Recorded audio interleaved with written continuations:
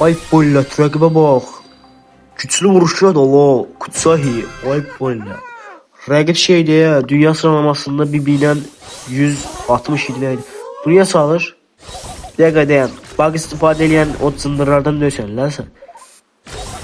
Bug'dan mı istifadə edir yoksa mən zəif gördü diye karakter salıb axırda çakla almamı çalışacaq. Red basır. Yani bu arada uşaqlar hər axşam saat 20'nin 10'da canlı açmaq fikrindəyim. Sizler açsın mı yani yoksa başka vaxt açaq? Ay böyle.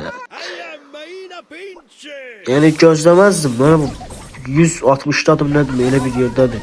Sen ne terim salsın öyle. Bu arada Kenan'ı gazetten saldım. Bu arada rakibin profilini göstereceğim. Adam 160. yerde olmalıdır. Ketsai ile bir adı var bunun. Öyle olur da öyle. Bayramda sallam. Gazetten sallam bu arada. Losat demin. Gazetten sallam. Şimdi ipeden alacağım. Bir daha toksikleşen bug istifade ediyor çünkü. Yani 130 milimlik kupası olan adam bug'dan istifade ediyor. Yani ne diyeyim lan yani adam bu kadar zındır olar mı ya? Bak Ketsai buradadır. 141 min. Bir de 3K'dı. Güçlü vuruş.